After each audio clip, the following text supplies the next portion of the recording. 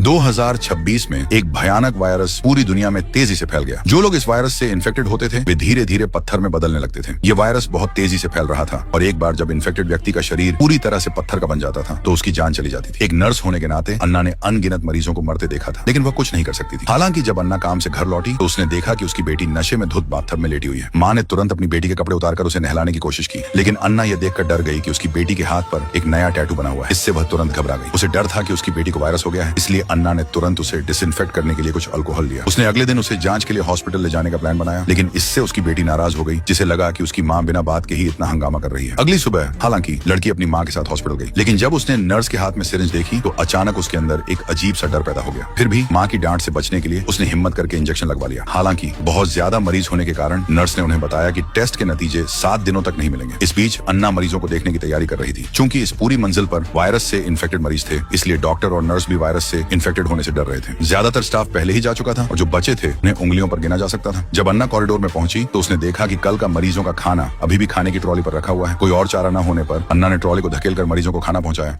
जब वह वार्ड में दाखिल हुई तो पूरा कमरा ऐसे मरीजों से भरा हुआ था जो पहले ही पत्थर में बदल चुके थे। उनका पत्थर में बदलने का प्रोसेस 80% से ज्यादा हो चुका था। मरीज हिलडुल नहीं सकते थे। उनके मुंह से अब हवा नहीं बल्कि पाउडर निकल रहा था। वे सिर्फ मशीनों के सहारे ही जिंदा थे। खुशकिस्मती से ये वायरस हवा से नहीं फैलता था। जैसे ही अन्ना आखिरी मरीज को खाना दे रही थी, उसने देखा कि वह व्यक्ति पूरी तरह से पत्थर बन चुका था और उसकी जान जा चुकी थी। अन्ना बहुत दुखी हुई, लेकिन वह उनका इलाज करने के लिए कुछ नहीं कर सकती थी। उसने मरीज के शरीर से इक्विपमेंट हटा दिए और उन्हें एक सफेद चादर से ढक दिया। उसी समय लड़की का एग्जाम खत्म हो गया था और वह स्कूल लौट आई थी, लेकिन उसे पूरे शरीर में बहुत ज्यादा खुजली हो रही थी। जैसे ही लड़की अपनी बांग खुजा रही थी, टीचर ने अचानक उसे एक सवाल का जवाब देने के लिए बुलाया, लेकिन लड़की ने ध्यान नहीं दिया कि उसकी बांग का घाव फट गया था। खून उसकी बांग से टपक कर डेस्क पर गिर रहा था।